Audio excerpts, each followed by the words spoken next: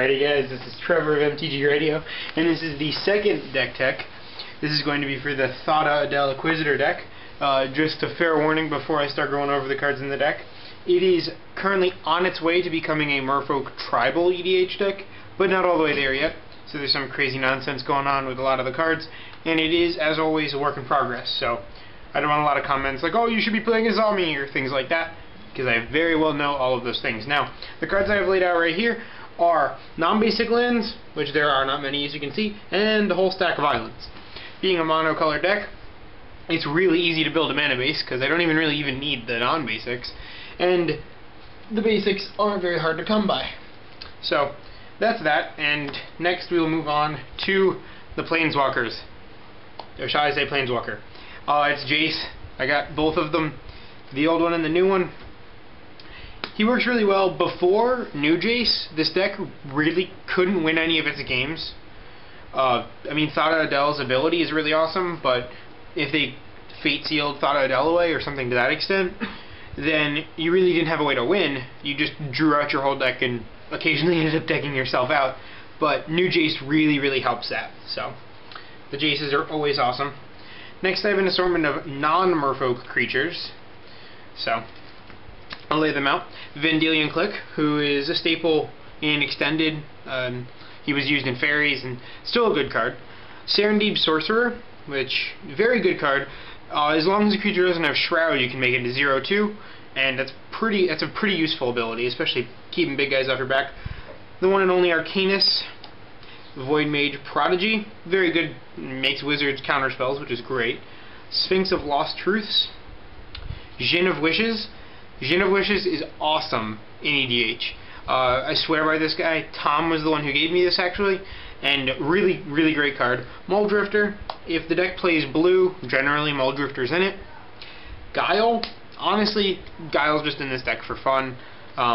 He's a 6/6 that's really hard to block, and if you happen to have Guile out and get some counter spells, then the counter spells become awesome. With Sphinx of Dwar Isle, just a really hard to get rid of good card. It's also, Sphinx of Dwar Isle works really good with Djinn of Wishes because you can see the top card and see if you want to play it for 4 mana. We have Lorthos the Tidemaker. Lorthos, I've never used his ability. I don't even think I've resolved him, but he's only in there because he's a big blue octopus.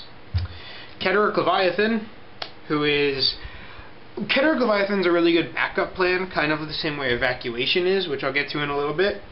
If the board state's just getting a bit too crazy, you can either play Keterak Leviathan or unearth him, and you can really kind of reset things and get things back to normal.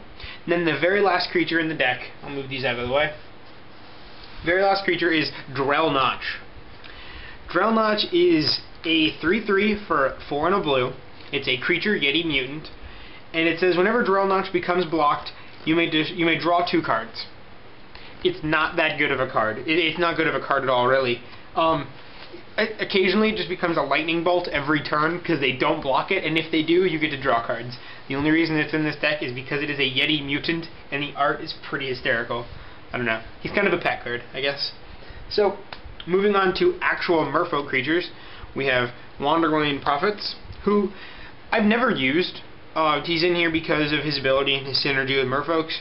I'll let you know as it stands, or as I play this deck more, if he's actually that good. He'll probably come out when I get better Merfolks. We have Merrow Harbinger, a general all-around good card. The Harbinger's a really good cycle for tribal decks.